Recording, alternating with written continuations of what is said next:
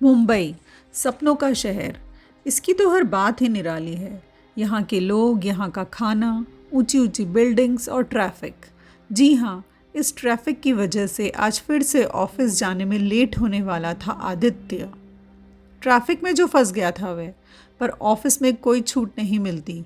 अगर लेट हो गए तो सीधा हाफ डे लगा देते हैं। पर कर भी क्या सकते हैं, रूल्स आर रूल्स। रिक्शा में बैठे बैठे आदित्य परेशान हो रहा था। तभी उसे एक बड़ी सी गाड़ी में एक औरत और एक आदमी जोर से एक दूसरे पर चिल्लाते हुए दिखे। बड़ा अजीब सा था सब कुछ। आदित्य को भी जानने की क्यूरियोसिटी हुई, तो उसने कार में देखने और सुनने की कोशिश की, पर ट्रैफिक के शोर में वह कुछ भी नहीं सुन पाया। हाँ, पर उसने उन दोनों के चेहरे ठीक से देख लिए थे। ट्रैफिक तो जैसे एक जगह अटक गया था। उसने टैक्सी वाले से पूछा, भैया कितना टाइम लगेगा ट्रैफिक क्लियर होने में? पता नहीं, देखता हूँ मैं, बोलकर वह टैक्सी ड्राइवर टैक्सी से उतर गया और जाम क्यों लगा है देखने चला गया। तभी वह आदमी भी गाड़ी से उतरा और सिगरेट पीने लगा, और गाड़ी में बैठी औरत फ़ोन पर किसी से बात कर रही थी।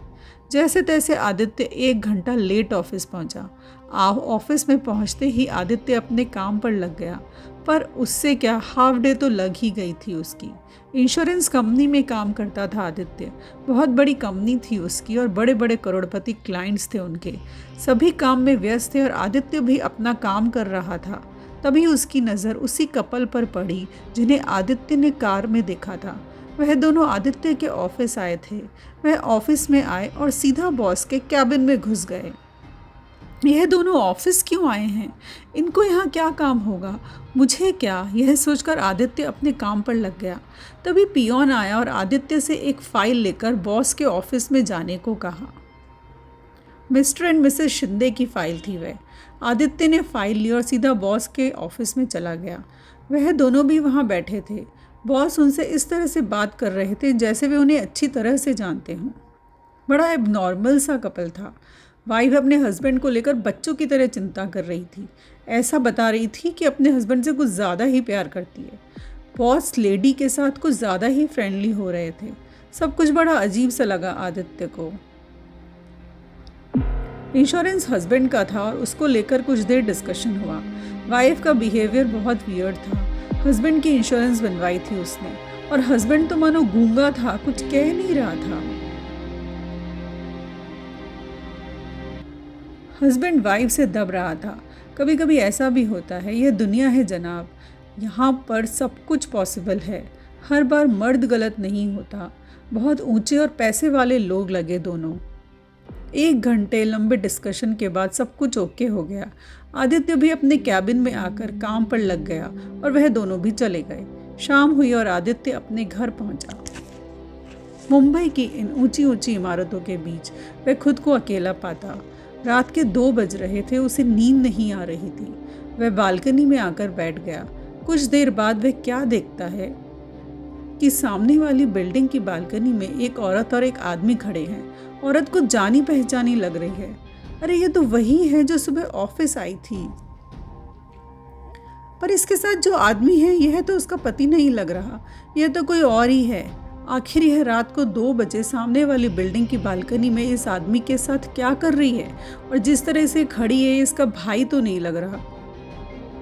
अजीब औरत है यह, और क्या चक्कर चल रहा है इसका। खैर मुझे क्या, यह सोचकर आदित्य अपने रूम में चला गया। फिर सुबह हुई और आदित्य अपने ऑफिस पहुंचा।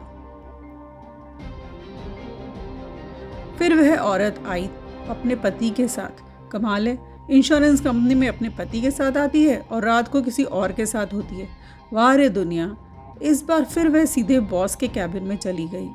फिर से आदित्य को फाइल लेकर बुलाया गया और कुछ डिस्कशन हुआ। सब कुछ तो नॉर्मल लग रहा था, पर वह औरत बड़ी अजीब थी। आदित्य वापस अपने काम पर लग गया। रात की खामोशी में आदित्य का मन नहीं लग रहा था। वह पुराने गाने सुन रहा था। तभी उसके मन में आया कि चलो बालकनी में देखता हूँ, आज फिर वह औरत उस आदमी के साथ है क्या। बालकनी में काफ़ी देर खड़े रहने के बाद भी आदित्य को कोई न दिखा। वह बस मुड़कर अंदर जाने ही वाला था। तभी उसे गाड़ी की आवाज़ आई तो वह वापस रुक गया और देखने लगा। उसने देखा कि गाड़ी में से वह औरत अपने बॉयफ्रेंड के साथ निकली, जो कल उसके साथ बालकनी में खड़ा था। और पीछे पीछे उसके ऑफिस के बॉस भी थे। ये हो क्या रहा है? लेकिन बात यहीं ख़त्म नहीं हुई है। इन लोगों के साथ उस औरत का पति भी था, जो नशे की हालत में लग रहा था और ठीक से चल भी नहीं पा रहा था। बॉस और वह आदमी उसको अपने सहारे से चलाकर ऊपर ले गए। यह सब मिलकर आखिर करने क्या वाले हैं? आदित्य ने सोचा कि पुलिस को फ़ोन करता हूँ, लेकिन पुलिस को कहूँगा क्या? हुआ तो कुछ भी नहीं है। अब आदित्य का न तो मन लग रहा था, न ही उसे नींद आ रही थी, और बार बार उसका ध्यान बालकनी की तरफ जा रहा था। आदित्य को नींद की झपकी लगी कि बहुत जोर से किसी चीज़ के गिरने की आवाज़ आई और किसी के चिल्लाने की भी आवाज़ आई। वह उठकर बैठा और बालकनी में जाकर देखा कि लोगों की भीड़ लगी हुई है। आदित्य ने बिल्डिंग में नीचे जाकर देखा तो वह कोई चीज़ नहीं थी, बल्कि उस औरत के पति की लाश थी, और वह औरत अपने पति की लाश के पास बैठकर जोर जोर से चिल्ला रही थी और रो रही थी। यह तो बहुत खतरनाक औरत है। ऐसा सोचकर आदित्य तुरंत अपने घर आ गया और ऑफिस के लिए तैयार होने लगा। वह ऐसा प्रिटेंड करने लगा जैसे उसे तो कुछ पता भी नहीं है। अब इंश्योरेंस के सारे पैसे उस औरत को मिलने वाले थे, करोड़ों की संपत्ति और करोड़ों का रुपया। वाह रे दुनिया, इन ऊंची ऊंची बिल्डिंग के बीच कितनी नीच सोच वाले लोग भी रहते हैं। इस बात में कोई शक नहीं था कि बॉस भी उन लोगों के साथ मिले हुए थे। यह सब करनी बॉस, उस आदमी और मरने वाली की बीवी की थी। सब कुछ जानते हुए भी आदित्य को अपनी नौकरी बचाने के लिए चुप ही रहना होगा। सिर्फ नौकरी ही नहीं, जितने खतरनाक ये लोग हैं, आदित्य को अगर अपनी जान बचानी है तो उसे चुप रहना ही होगा। ऊंचाइयों के बीच इस सच को दफन होना ही होगा। आदित्य एक आम इंसान है और इन बड़े लोगों से वह नहीं लड़ सकता।